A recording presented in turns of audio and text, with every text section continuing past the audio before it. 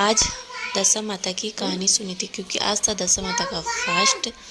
तो सुबह सुबह हेलो गाइस, खम्मा गणी, welcome back my YouTube long blog. तो आज है दशे और मैंने किया है दशा माता का फास्ट। तो आज का जो भी होगा वो आपको वीडियो में देखने को मिलेगा। तो प्लीज़ वीडियो को एंड तक देखें।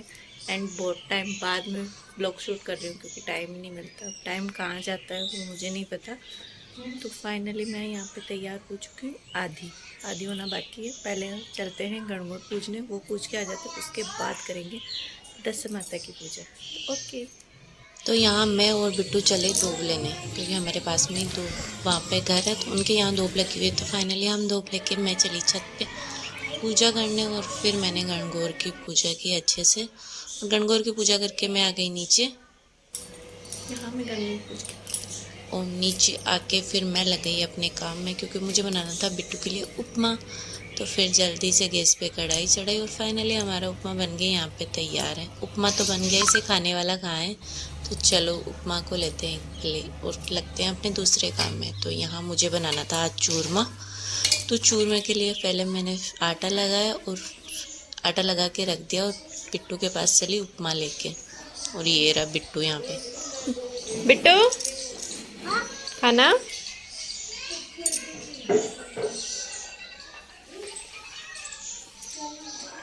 और उधर बिट्टू ने उपमा खाया और एक तरफ हमारे रोटी बन के तैयार थी जिनका मुझे बनाना था चूरमा। फाइनली मेरा चूरमा बन के तैयार है। ये रहा मेरा चूरमा। तो चलो अब जाते हैं तैयार होने।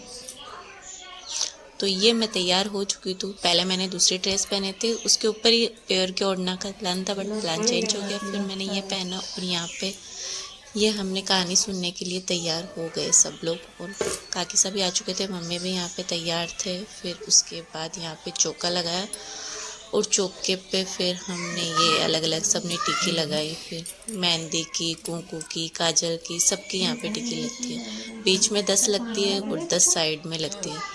फिर सब यहाँ पे टिक्की लगा रहे थे, मैंने भी टिक्की लगाई। और फिर ये 10 टिक्की लगा के हमने डोरा तैयार किया और फिर यहाँ पे ये दिया और ये फिर कहानी सुनने में लग गए। ये साल में एक बार आता है तो भूल जाते हैं क्या क्या होता है। फिर यहाँ पे हल्दी की गांठ को दही से घसा जाता है और फिर इसको घस के जो डोरा होता है उसको इसी में निचोड़ा जाता है जिससे इस हल्दी की गांठ का कलर उस डोरे पे जाए। फिर दशा माता की कहानी सुनने के बाद में हमने आस माता की कहानी सुनी और आस माता की कहानी सुन के हमने फिर गणेश जी की कहानी सुनी और गणेश जी की कहानी सुन के हमने भोग लगाया। और भोग लगा के फिर जो हमने डोरा लिया था उसको इस जोत में उवार के फिर हमने की पकरमा। वहाँ पे भी 10 पकरमा होती है। 10 पकरमा होने के बाद फिर हमारी आज की पूजा यहीं पे हो चुकी थी। फिर हम ऊपर जाके जल चढ़ा के आए थे सूरज भगवान को। और फाइनली मैं किचन में आ चुकी थी, सारा काम हो चुका था। तो फिर मैं लग गई अपनी चाय बनाने में।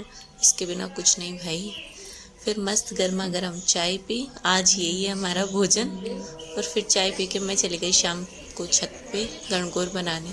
तो यहाँ पे मेरी इतनी गणगौर बन चुकी थी और फिर नीचे आ गई मैं बनाने लगी बाटी क्योंकि आज था चूरमा, मैंने सुबह बना लिया था। तो फिर दाल बनाई और बाटी। तो आज का यही प्रोग्राम था, दाल बाटी चूरमे का।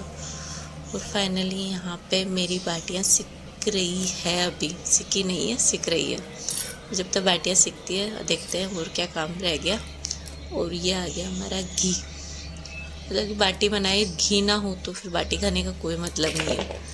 और फाइनली यहाँ मेरा काम आधा फिनिश हो चुका है और मेरा खाना खाने का नंबर आ चुका है।